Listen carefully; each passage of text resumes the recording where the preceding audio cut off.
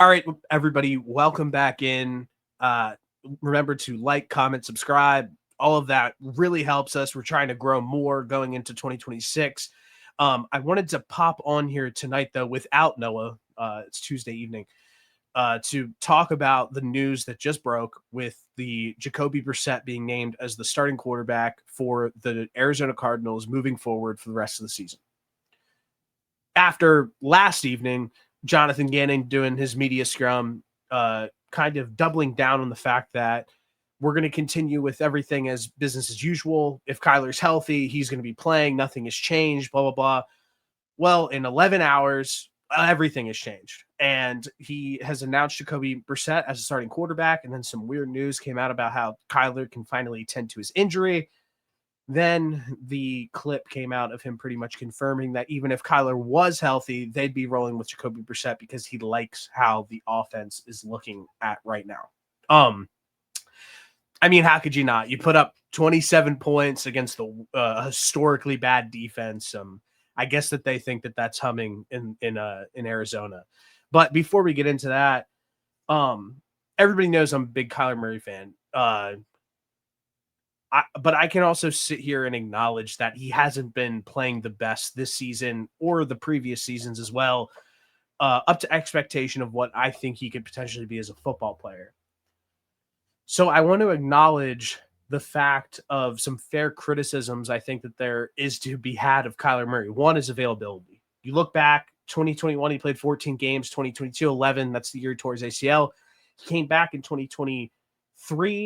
He played 8 games after the torn ACL. He played all 17 last year. And then this season, he plays in 5 games. He sprains his foot on that bizarre play against the Titans and looks like, we'll get into it later, that he could potentially have played his last snap for the Arizona Cardinals.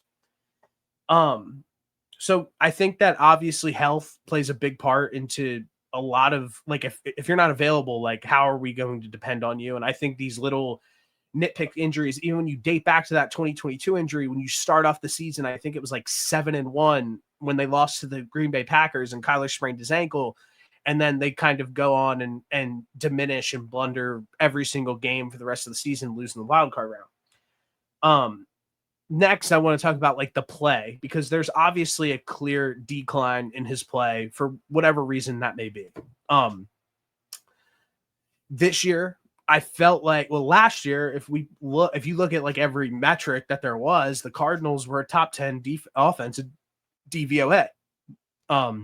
They had a top 5 rushing offense, and their passing offense was above average. So they were playing some really good football last season, and I was kind of expecting a little bit of a jump from this organization like year 2, and it looks like that Kyler Murray and Drew Petzing were just not on the same page. I think that's probably fair to say. I thought Petzing was underperforming as an offensive play caller, and I thought Kyler Murray was underperforming as a quarterback in the NFL. I think that there's blame on both sides. So yes, Kyler's small, Kyler's addicted to video games, whatever you guys want to say, that's completely fine. I'm just looking at this from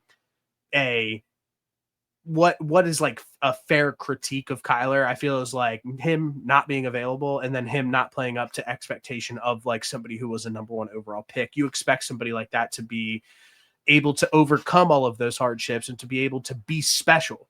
And he just, as of now, has not been able to do that. And I think that that's fair to say.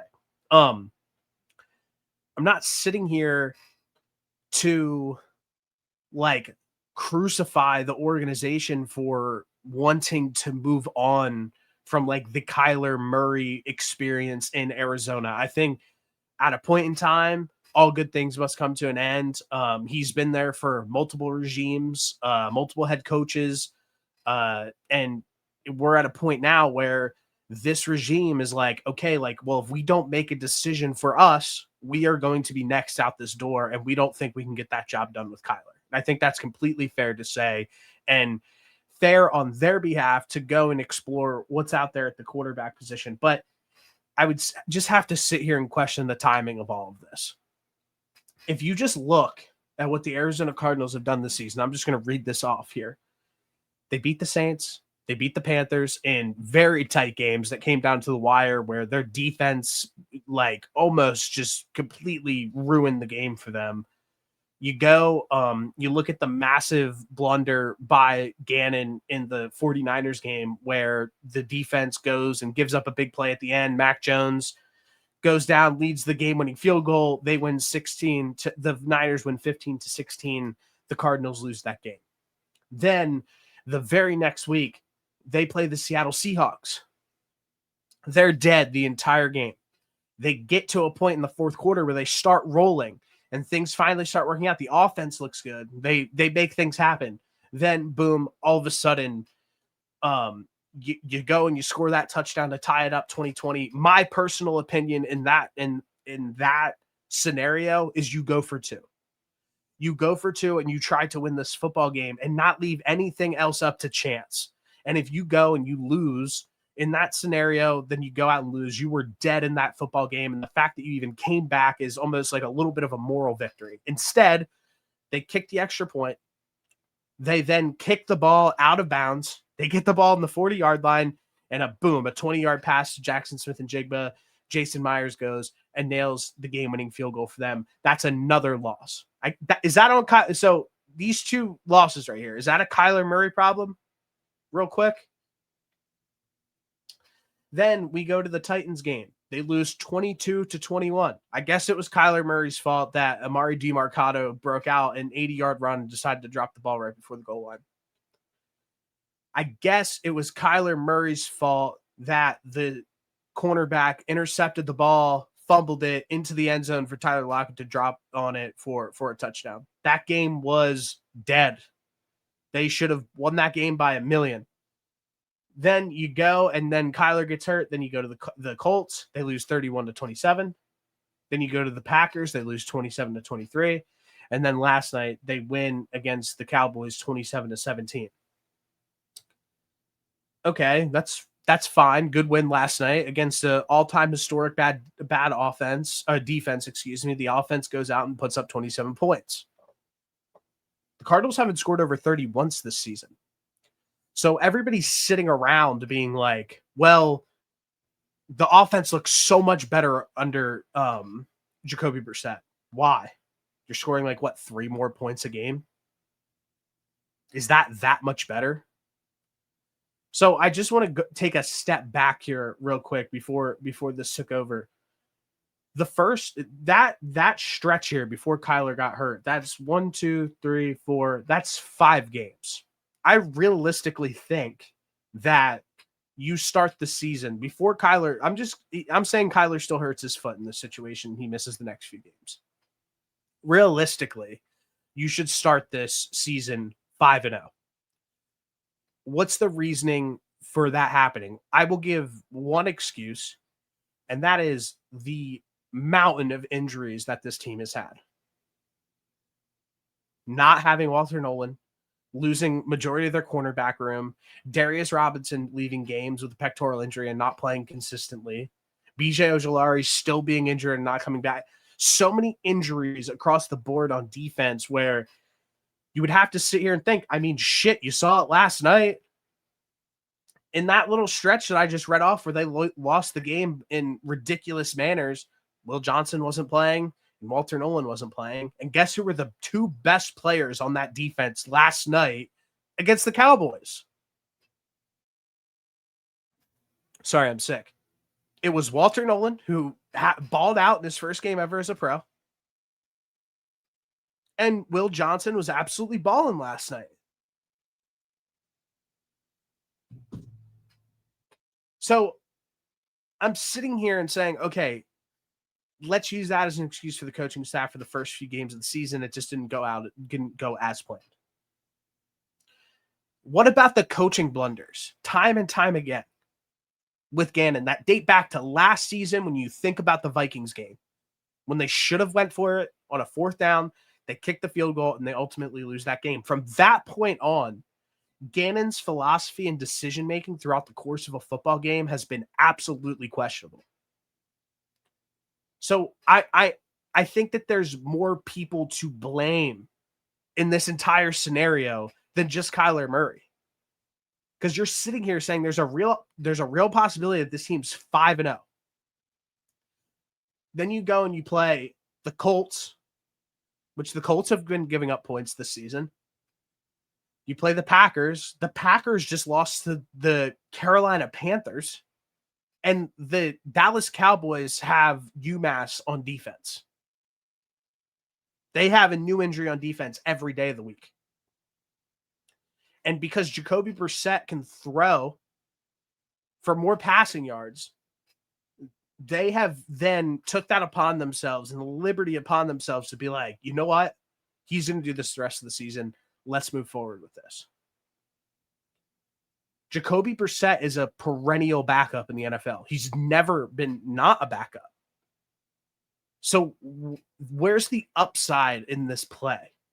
Because at this point, it's a lost season at this point.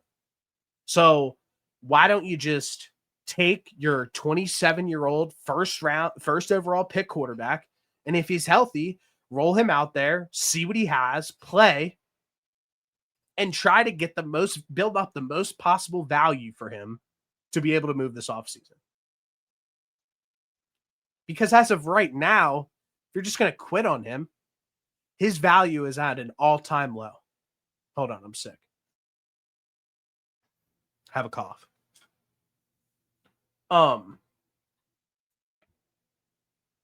So really the way that I'm looking at all of this here is just everyone's fighting for their jobs at this point. I think Gannon's feeling the heat. I think the offensive coordinator is feeling the heat. I think whoever else in that building who could potentially be feeling the heat is looking at Kyler Murray and being like, boom, he's our fall guy. Let's pick a guy who we can just be like, that's the reason why things aren't going that well.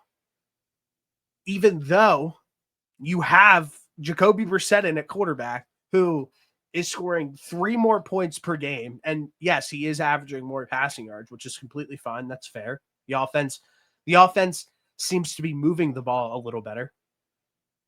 But there's just no upside in that scenario.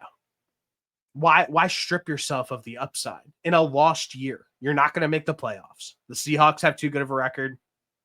The Rams have too good of a record. And then if there's going to be a third team, it's going to be the 49ers. You already have losses to all of those teams.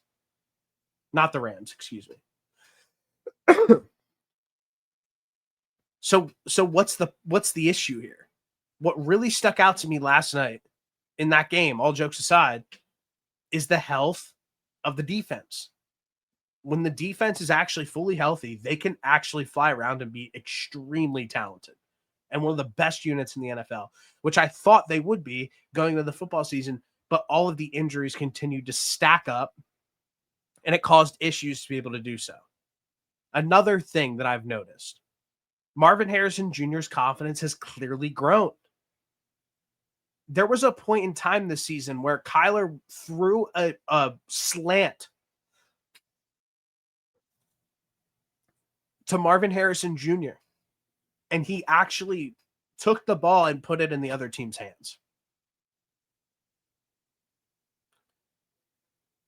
There was a guy named Malik Neighbors on the board, and Marvin Harrison Jr. got taken after him.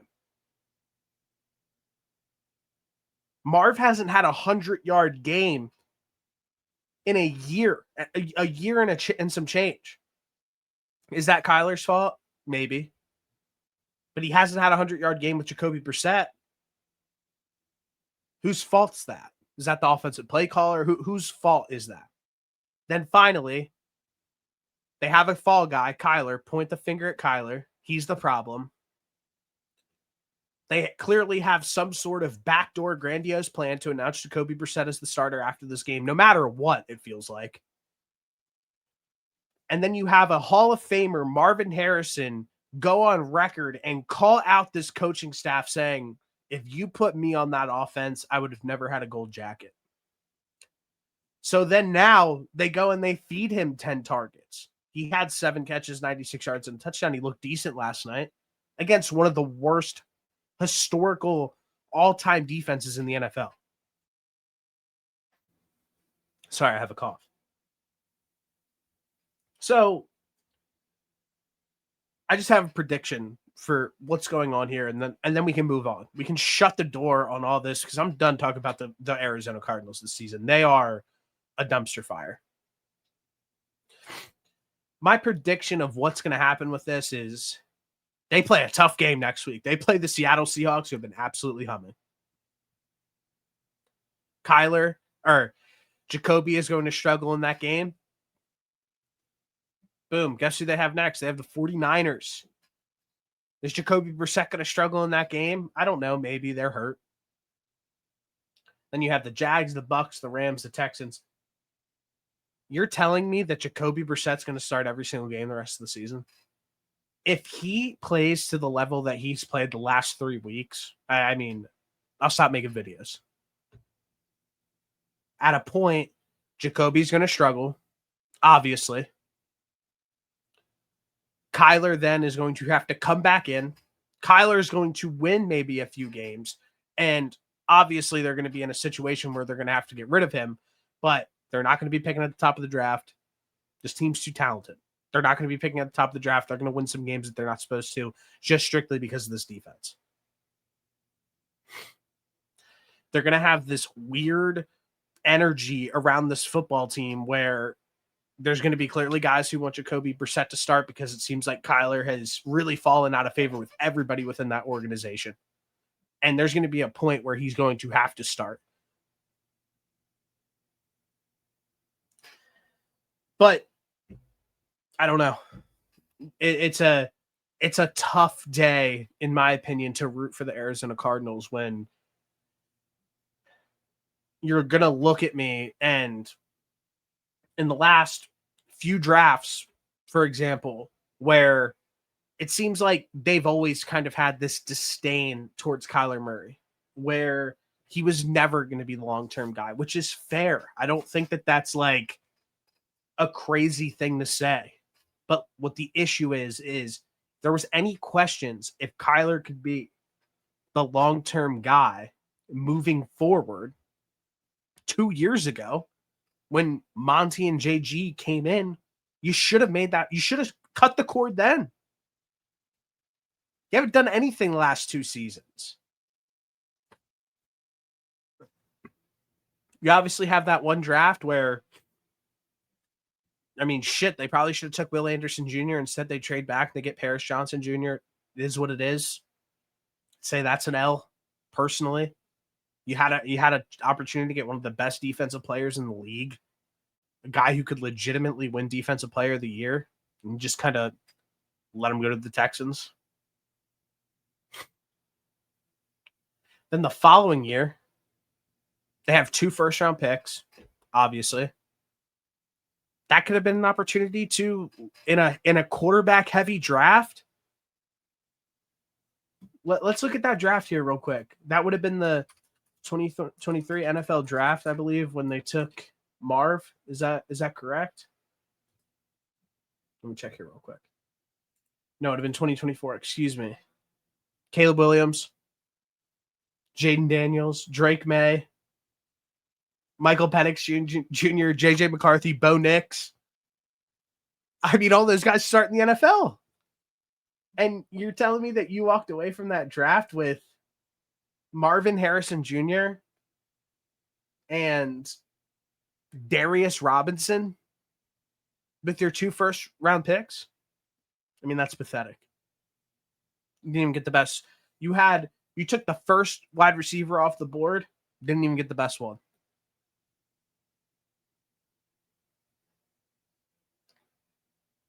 So this draft class, I think, looks pretty promising. I think a lot of the guys look really good. I think that this one was probably their best work to date. They take Walter Nolan. He had a great debut. I think he's going to be a really good player. I think. I mean, obviously, we have to watch it play out. Hold on one second. Let me pull this up here. Sorry, I'm so sick. I mean, I had to pop on here though because of what's going on. They have Cody Simon. He's a decent player. Will Johnson's looks like a true number 1 corner, a lockdown type of guy. Jordan Birch looks really good. So I'm not sitting here hating on that draft class at all. The past few ones, I think you could sit here and look objectively where it's like, is Trey Benson going to be anything in the NFL? Who knows? Like, is he a needle mover? Is he going to be really good? I didn't really love what I saw from him so far this year. I didn't love what I saw from him last year at all. He got hurt. So yeah, that's pretty much all I have to say on everything here. I'll move on. I'll close out. Remember to like, comment, subscribe. Tough day to be an Arizona Cardinals football fan, in my opinion. Really makes you question what's next. What's next for this organization? They're obviously going to be moving on from Kyler Murray. If they lose out, they will be picking at the top of the draft. What's the quarterback class look like? Or are they one of those types of teams who will look at like a Mac Jones, who's going to be a free agent this upcoming season, and potentially be like, oh, like, yep, let's take Mac Jones and sign him to a 3-year, $100 million deal, like the Geno Smiths, etc., and see if we can revamp his career here in Arizona. A ton of questions, obviously. Don't totally disagree with the idea to move on from Kyler Murray. I just think that I probably would have liked to see him play out the rest of the season to see what would be possible, but no, nor here nor there. Let me know what you think down in the comments. Do you agree with this? Do you disagree with this? This news with Kyler Murray, and come back for next time. See ya. I just spit it. Good girl, we're getting paper as a passion. Collect the stacks and bring it back, man, and take vision.